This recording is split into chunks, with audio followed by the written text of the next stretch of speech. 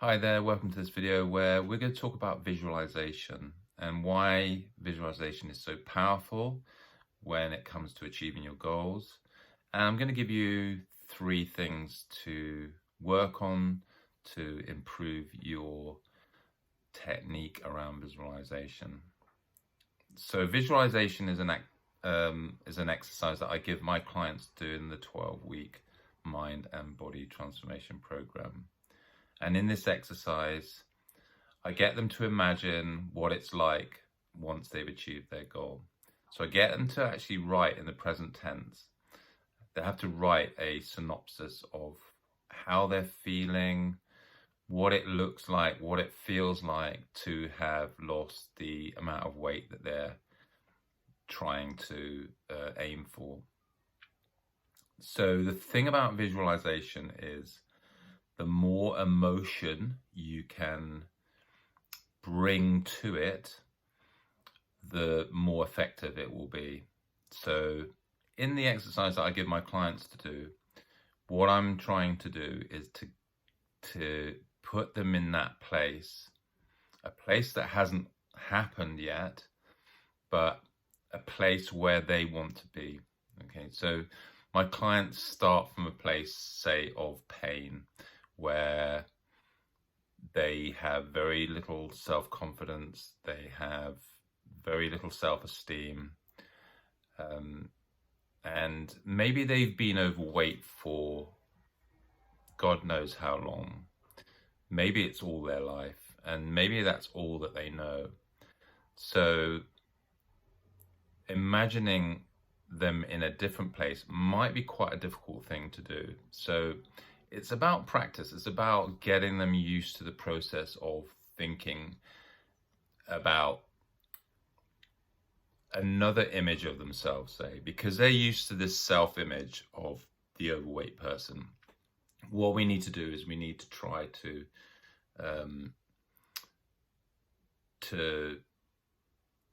put them in a place where they're almost like changing the way they feel about themselves. So, like I said before, bringing emotion to that feeling,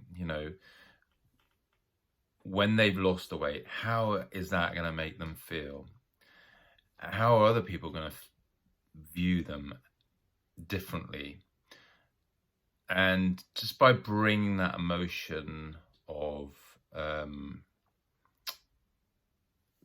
how is it going to make them feel? How different is life going to be?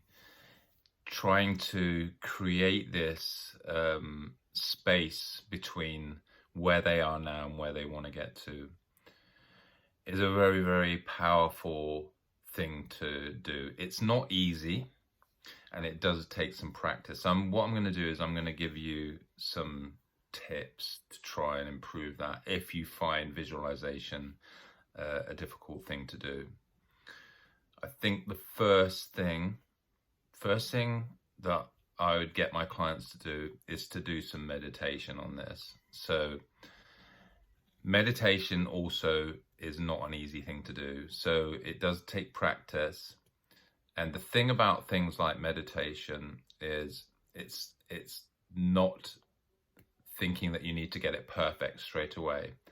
Just by introducing it, maybe for 5-10 minutes in the morning, 5-10 minutes before you go to sleep, what it's creating is that space for you to just have that bit of quiet time.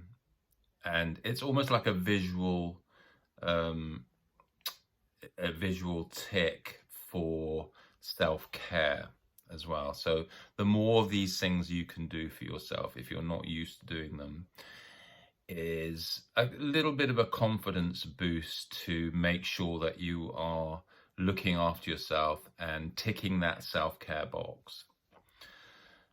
So there is an app that you can get called Headspace. It's a very, very good app that I use and I get my clients to use, and it's almost like a beginner's app to advanced. So if it doesn't matter what stage you are with your meditating, I'd recommend to download the app called Headspace.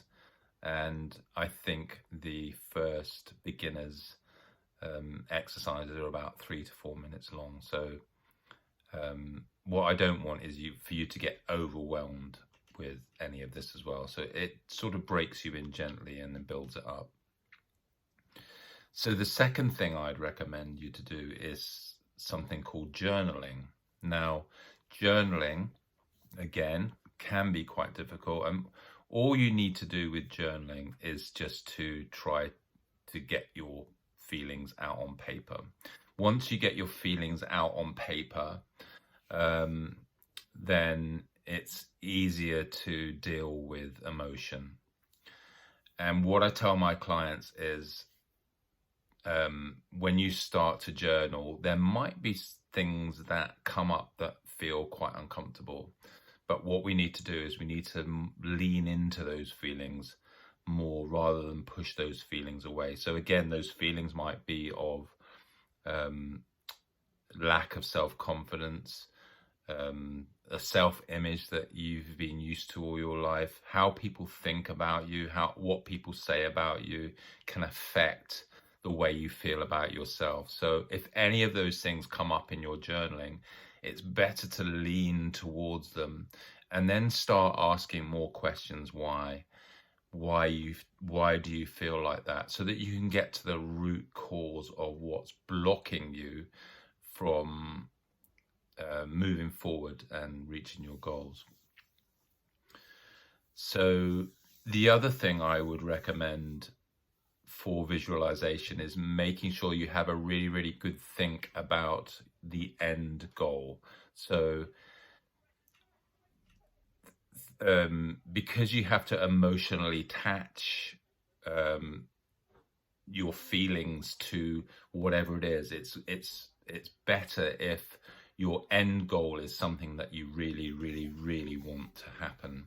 So having some sort of half-hearted goal that you're not really sure is not really going to work, because you need something solid. You need something to bounce your emotions off, so that what emotions do, it draws you closer to what you want to achieve. So if you're emotionally attached to that goal, and again, it could be in terms of how is that going to make you feel about yourself? How are you going to feel about yourself, as in terms of you're going to feel a lot happier within yourself, and even things like you're going to have more energy, more vitality, things like that, which are going to rub off on different parts of your life. So thinking about those sort of things and emotionally attaching that to your goal is the best place to start. So make sure that you've got that solid, compelling goal, if you like.